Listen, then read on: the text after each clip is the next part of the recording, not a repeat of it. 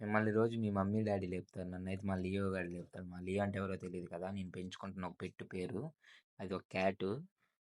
అది రోజు నైటు నా మొఖం మీదొచ్చి అయితే పనుకునిద్ది. అరుస్తా ఉంటది లెగవమని ఫుడ్ పెట్టడానికి. ఇంకా దానికైతే లెగవగానే దాని మొఖమే చూస్తాను. ఇంక దానికైతే గుడ్ మార్నింగ్ చెప్పేసాను నేను. మనం పనుకునేవి మనమే ఎత్తుకోవాలి కదా! ఎందుకంటే మా ఇంట్లో ఎవరు లేరు కాబట్టి నేనే అయితే పనుకున్న పక్కలైతే నేనే ఎత్తుకున్నాను. ఇక మార్నింగ్ బయటికెళ్ళి చూస్తే సూర్యుడైతే కళ్ళల్లోకైతే పడుతున్నాడు.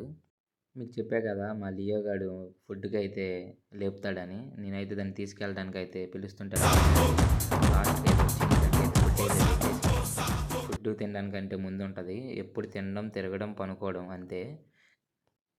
ఫైనల్లీ మనమైతే షాప్‌కైతే ఎళ్ళాలి కదా! అందుకని రెడీ అవ్వడానికైతే వెళ్ళిపోయాం.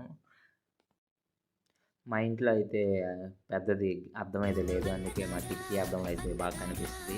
అందుకే ఎలా ఉన్నాయని చూసుకున్నా. నా హెయిర్ స్టైల్ అయితే బాగుంది కదా ఫ్రెండ్స్. ఫైనల్లీ నేనైతే వేరే డ్రెస్ ఏసి తీసేశాను. ఎందుకంటే నాకైతే ఫోన్ వచ్చింది షూట్ ఉందని. అందుకని మంచి బట్టలు వేసుకొని వెళ్దాం అనుకున్నాను. అందుకే ముందుగా అయితే ఫార్మల్ ప్యాంట్ వేసుకొని తర్వాత ఒక చెక్స్ షర్ట్ అయితే వేసుకున్నాను.